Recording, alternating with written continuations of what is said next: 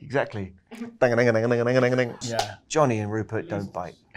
On the island we're headed to, 24 species have survived there alone. The theme park owners did experimental work, leaving only the worst ones here.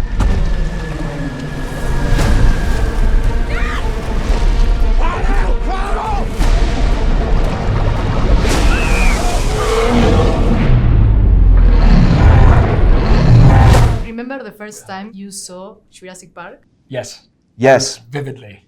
It was life-changing. With my family at the movie theatre, I was 5 years old, and I remember I was so small that I was like running. You must have been terrified. 5 years old.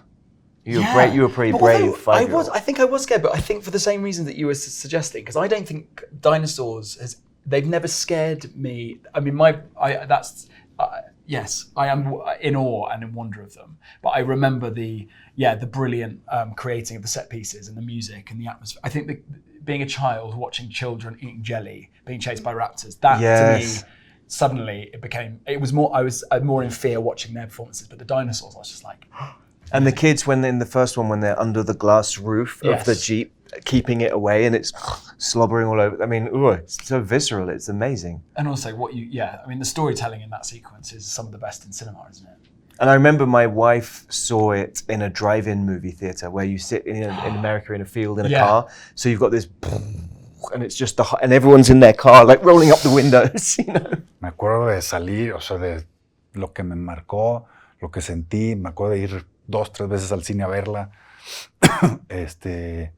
Me acuerdo de pues sí ver el mundo como quererme dedicar al mundo del cine, ¿no? Sí me abrió las puertas este mundo mágico del cine. Yeah, I was probably like 17, I think, and it was the summer where I was about to go to film school. So I was really excited about I'm going to try and have a career making films and things. And everyone knew this movie was coming that felt like it was going to change cinema. You know, like it was the first real use of digital effects where you were going to see something you'd never seen before it.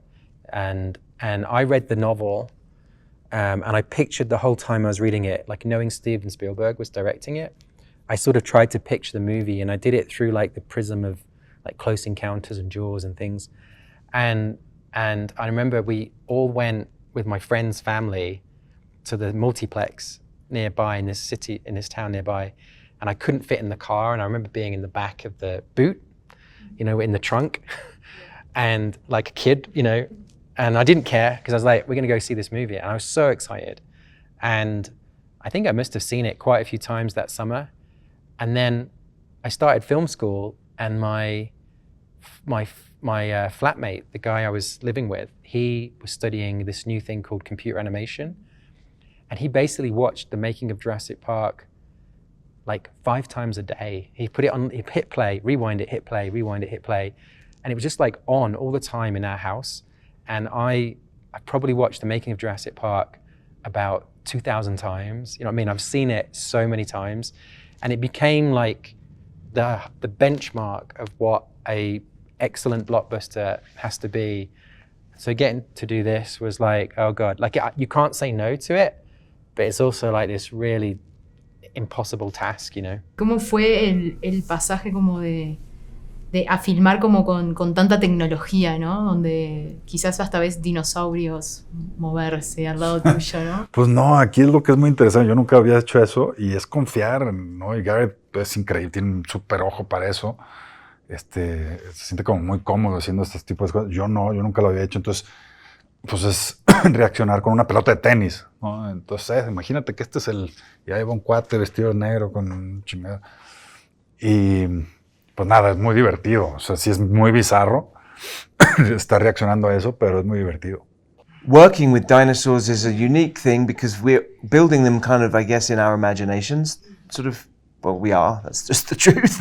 So there's a sense in which it's pushes what you can do with your imagination in quite a brilliant way. You have to dream it all up, and then they fill it in afterwards, which I don't think happens in any other example. And it's such high stakes for so long. So it's the sort of art of creating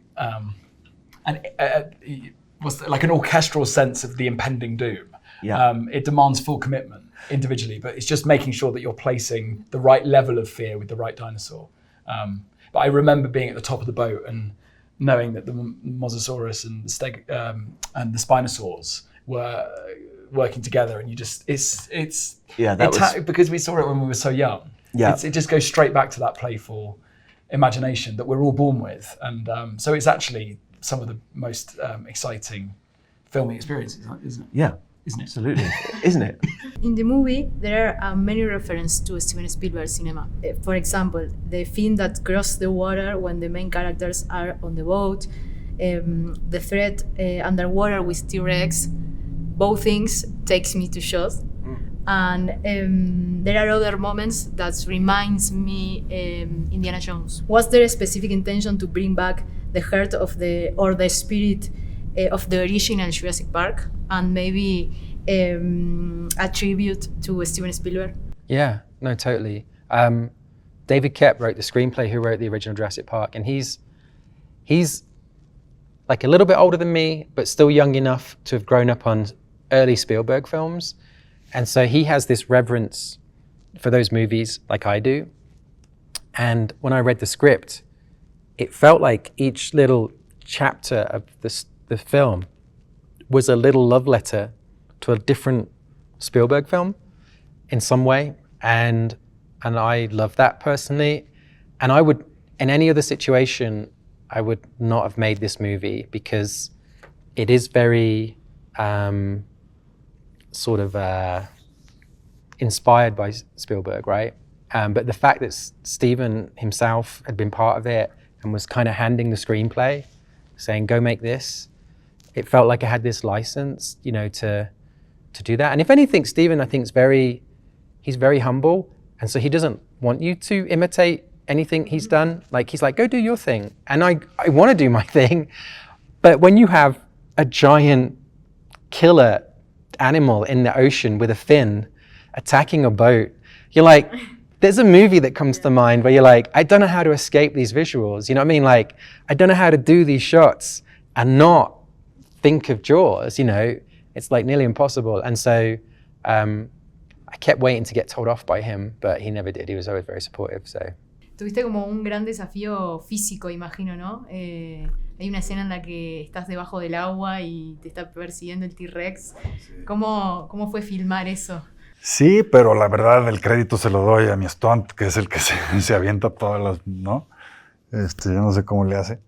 Pero sí es muy difícil, sobre todo en las condiciones en las que estás, porque estábamos en Tailandia, ¿no?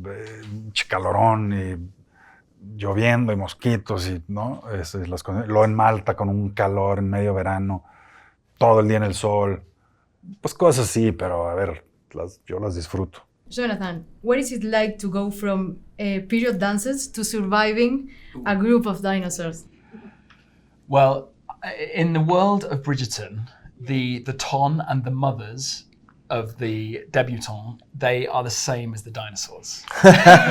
So Anthony had to survive a perilous society, and so there was much to draw on. But no, I think it was the similarity is the amount of extraordinary craftsmanship of creating the worlds and the beautiful in Bridgerton, obviously the costumes, but the set pieces are very similar. But yeah, it's been great to be able to do both. Rupert, in your case, you have been working with Wes Anderson. What is it like to go that universe to this wilder universe in this movie? Wes Anderson's universe is a lot less muddy than Jurassic Park. He keeps a cleaner set. But what he does, which is similar to this, is he curates an incredible group of actors. So in both cases, I had the pleasure of working with extraordinary actors who are also lovely humans, but very different end films. Very good end films, but very different. And Gareth they've got such visual styles, don't they? Completely distinct. Yeah, and exactly. Can see the work. You know. Yeah, Gareth has an amazing overview, considering a lot of this had to be done in post-production. And Wes, the other thing that links them actually is both Gareth and Wes really prefer to do as much in camera as possible. They'd rather build the set or go to location than do a green screen and do it later. If you had to face a dinosaur like your characters, what would you do? Punch it in the face. You I'll go throw high, him in. I'll go low. Yeah. You think do you survive? Melvin. Hmm? What? You think you survive? Oh, yeah. Yeah, you would. Yeah, you would. I know I'd go over and be like, You'd give it a hug. no, I'd just be like, I'm in your domain. I'm so sorry. You may as well eat me. This was a mistake. It's my bad. Go ahead and eat me. Yeah. You just bow Just down take- like yeah, that. and also it would be an honour, actually. That's how you do it. I'd go, take me now. Go on. Yeah. And they might be like, oh, God, he's weird. He wants it too much. He's too desperate. Can you play a bit hard to get? Yeah. That's what dinosaurs like. Run away. Go on. Would you survive, do you think? I think maybe. Yeah. I'm short, so maybe I. Oh, yeah, that's good. Yeah. Go between the legs. Yeah, I think Punch up when you're under there. that's. See if you can Yeah, catch some. that's true. Exactly. Ding-a-ding-a-ding-a-ding-a-ding-a-ding. Yeah. Yeah. Thank you, guys. So, thank you. That was an amazing question.